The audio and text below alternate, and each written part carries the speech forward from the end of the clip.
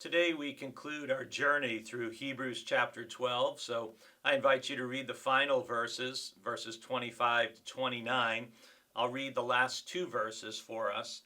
Therefore, since we are receiving a kingdom that cannot be shaken, let us give thanks, by which we offer to God an acceptable worship with reverence and awe, for indeed our God is a consuming fire. That's quite a verse, isn't it? For indeed our God is a consuming fire. You may recall back in Matthew chapter 3 and verse 12, John the Baptist is speaking and he's telling the people that the one who comes after him will be greater than he is, and he's not worthy to even untie his sandals. And he says, his winnowing fork is in his hand, and he will clear his threshing floor, and will gather his wheat into the granary, but the chaff he will burn with unquenchable fire.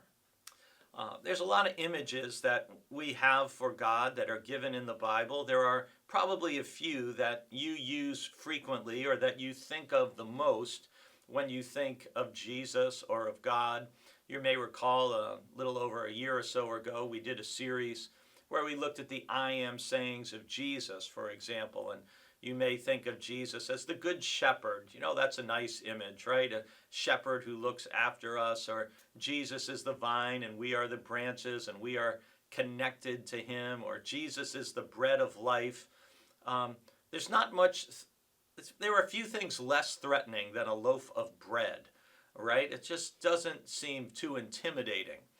But there are other images, and one of the images we have for God and Christ is this idea of our God is a consuming fire. And fire is an incredible force.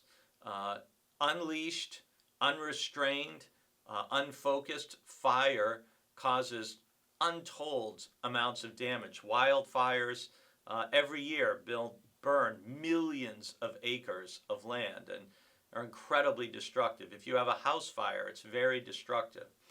But fire also purifies. It can cleanse, especially with metals. Fire can be used to get out all the impurities. And so Hebrews 12 ends with a warning. We can't sugarcoat it, that God's kingdom cannot be shaken, which is really good news. We have a solid foundation, but we are to give thanks to God with acceptable worship, with reverence and awe. Reverence and awe. And part of what that means, and this is kind of my thing to remember for today, is we don't want to get too casual or too familiar with God. Some of you know I enjoy gospel music, and there was a old gospel song that I believe the Blackwood Brothers Quartet, the original quartet, made famous, which was called "Have You Talked with the Man Upstairs?" And it's a fun gospel song. But you know, they didn't do a song, "Have You Talked with the Consuming Fire?" And sometimes we need to remember, God isn't a man upstairs. God is a consuming fire who deserves our awe and our reverence.